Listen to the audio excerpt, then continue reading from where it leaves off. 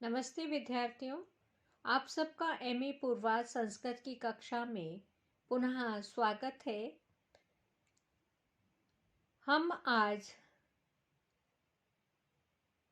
आचार्य विश्वनाथ द्वारा प्रणीत साहित्य दर्पण पुस्तक के बारे में चर्चा करेंगे। यह पुस्तक आपके तीसरे प्रश्न पत्र में कोर्स में है। साहित्य दर्पण आचार्य विश्वनाथ द्वारा प्रणीत है। यह संस्कृत अलंकार शास्त्र का एक आवश्यक अंग है।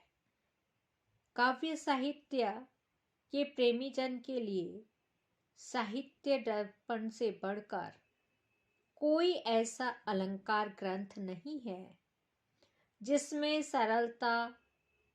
सरसता के साथ काव्य साहित्य के समस्त विषयों का परिचय मिल सके। साहित्य दर्पण की अगर टीकाओं के बारे में चर्चा करें तो इसकी टीकाएं काव्य प्रकाश की टीकाओं की संख्या से बहुत कम है। इसका एक कारण है साहित्य दर्पण की सरलता, सुबोधता। साहित्य दर्पण की सबसे पहली लोचन टीका संभवतः साहित्य दर्पणकार के आत्मज अनंत दास की ही लिखी है। दूसरी विज्ञ प्रिया नाम की टीका भट्टाचार्य महेश्वर तर्कालंकारकृत है।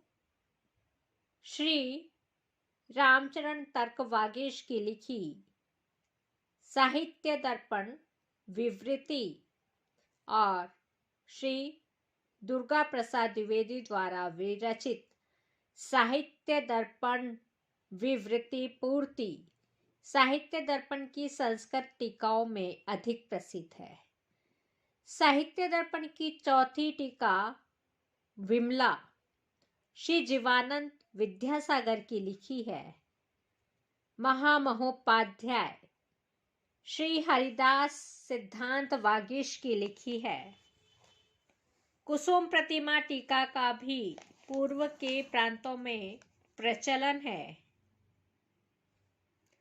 साहित्य दर्पण की इस संस्कृत टीकाओं में आचार्य कृष्ण मोहन शास्त्री की लक्ष्मी टीका का आजकल सर्वत्र अत्यधिक प्रचलित है।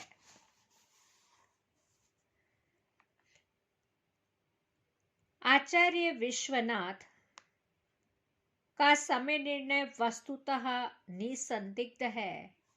कविराज विश्वनाथ को 13वीं-14वीं शताब्दी का कवि और आलंकारिक माना गया है।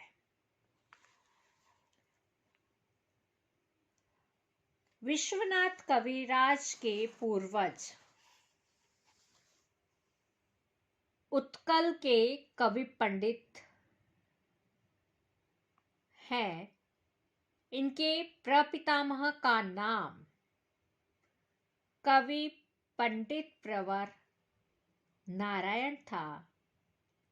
इनके प्रपितामह साहित्य शास्त्र के पारंगत विद्वान और अलंकार शास्त्र के ग्रंथ प्रणेता रह चुके हैं।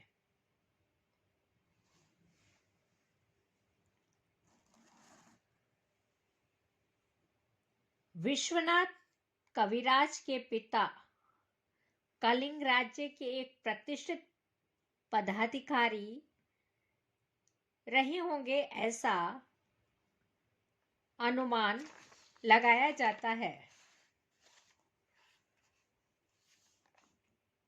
कविराज विश्वनाथ का साहित्य दर्पण तो अलंकार शास्त्र का एक प्रसिद्ध ग्रंथ के रूप में प्रसिद्ध ही है, किंतु उनकी और भी कृतियां हैं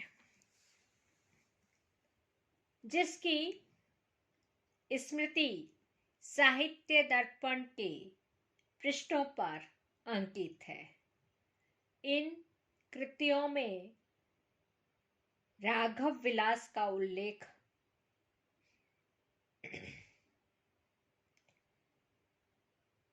करना समीचीन है, जो कि संस्कृत भाषा के एक महाकाव्य के रूप में रचा गया था।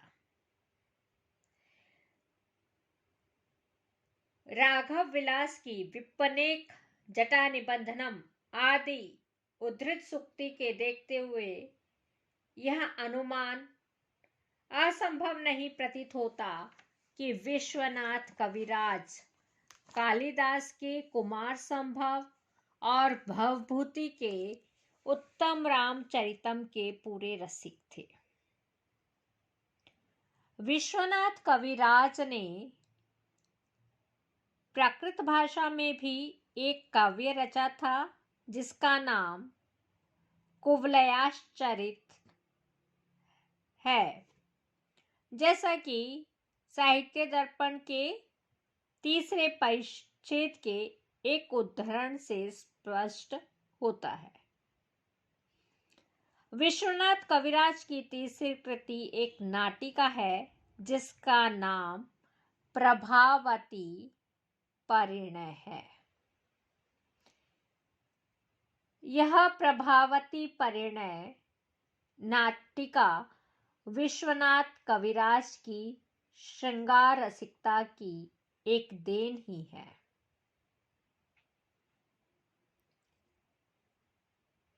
विश्वनाथ कविराज की चौथी रचना चंद्रकला नाटिका है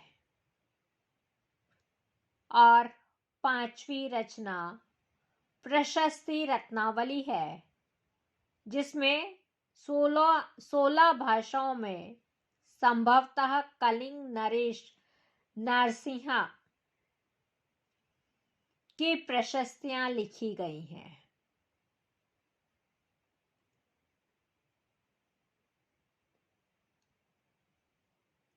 साहित्य दर्पण के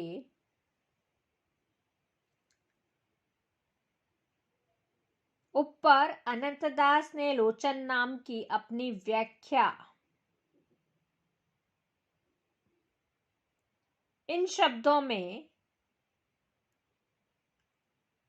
उन्होंने विश्वनाथ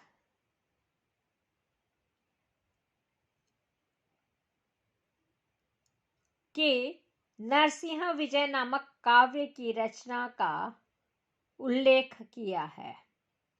यथा मम तात पादाम विजय नरसिंह।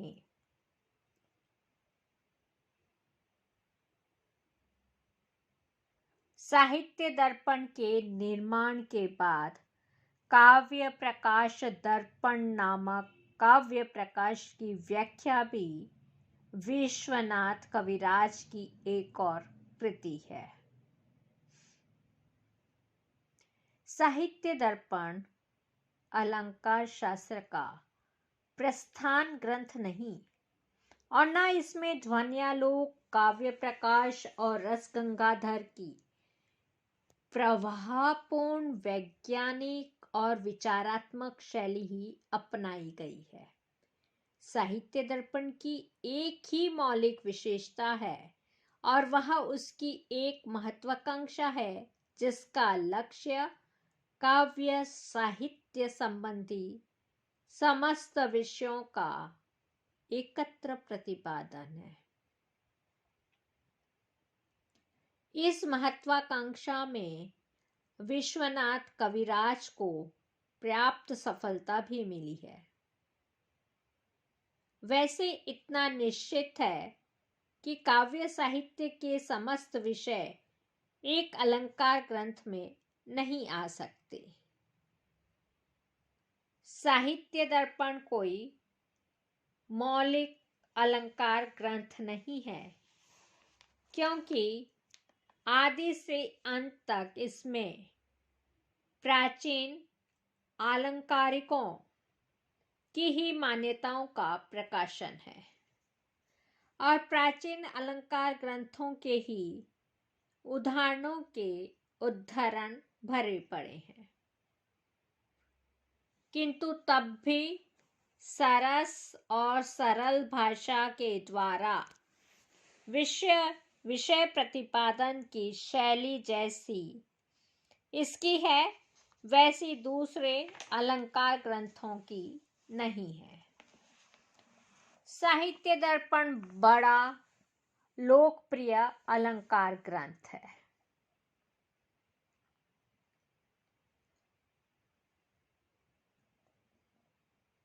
साहित्य दर्पण साधारण सहृदय सामाजिकों के लिए वस्तुतः साहित्य का ही दर्पण है, जिसमें साहित्य शास्त्र के तत्व प्रतिबिंबित है। साहित्य दर्पण में साहित्य शास्त्र के विषयों का ज्ञान प्राप्त कराने के बाद इन विषयों के मौलिक ग्रंथों का अनुशीलन लाभप्रद माना जाया करता है।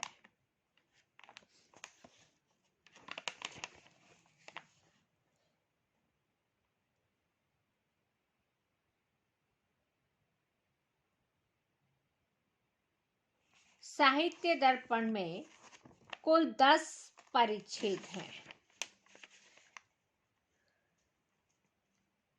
प्रथम परिच्छेद में काव्य क्या है इसका विचार है। काव्य स्वरूप के इस विचार में साहित्य दर्पणकार ने काव्य प्रकाशकार मम्मट को आड़े हाथों लिया है। यहाँ ध्वनिकार भी विश्वनाथ कविराज की कटु आलोचना से नहीं बच पाए। रसात्मक वाक्य काव्य है। यह निष्कर्ष ध्वनिवादी अलंकारिकों की आलोचना के परिणाम स्वरूप से ही यहाँ निकाला गया है। द्वितीय परिच्छेद का विषय अभिधा, लक्षणा और व्यंजना शक्तियों का विमर्श है। इस विमर्श से भी काव्य प्रकाशकार की भूल चूक का प्रदर्शन कराया गया है। तृतीय परिच्छेद में रस और रसास्वाद का विशद वर्णन है। इसमें काव्य प्रकाश के साथ साथ अभिनव भारती के भी रस विषयक विचारों का पर्याप्त स्पष्टीकरण किया हुआ है। इसमें नायक नायिका निरूपण का प्रसंग 10 रूपक के आधार पर प्रतिपादित है। चतुर्थ परिच्छेद में ध्वनि और गुणीभूत व्यंग्य रूप के द्विविध रसात्मक वाक्यों अथवा महाकाव्यों का विस्तृत निरूपण है। इसमें काव्य प्रकाशकार की चित्र काव्य संबंधी काव्य भेद मान्यता पर कटाक्ष किया गया है। पंचम परिच्छेद व्यंजनावृत्ति और रसनावृत्ति के स्वरूप मीमांसा का एक महान और सफल परिश्रम है। इस पर काव्य प्रकाश के व्यंजना प्रस्थापन प्रकरण की छाप अमिट रूप से पड़ी है।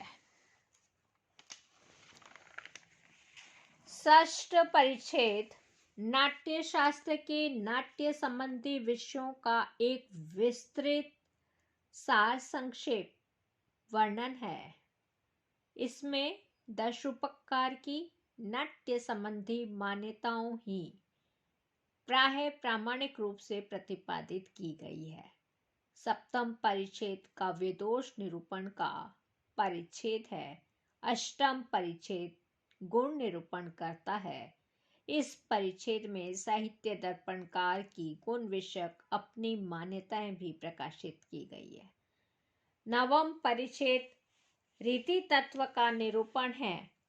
इसकी विचारधाराओं के देखते यह स्पष्ट प्रतीत होता है कि या तो विश्वनाथ कविराज को वक्रोक्ति जीवित का रीति निरूपण चतुरस्त्र नहीं लगा था, उन्होंने इस और दृष्टि भी नहीं घुमाई।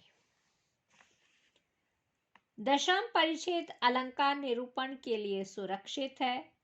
इसमें रसध्वनिवादी विश्वनाथ कविराज ने अलंकार सर्वस्व का आधार लिया और आचार्य रुयक की भांति एक आध नए अलंकारों का भी आविष्कार और रूप निर्देश किया है। रसवत आदि को रसध्वनिवाद की दृष्टि से भी अतिरिक्त अलंकार सिद्ध करने में विश्वनाथ कविराज ने आचार्य जयरथ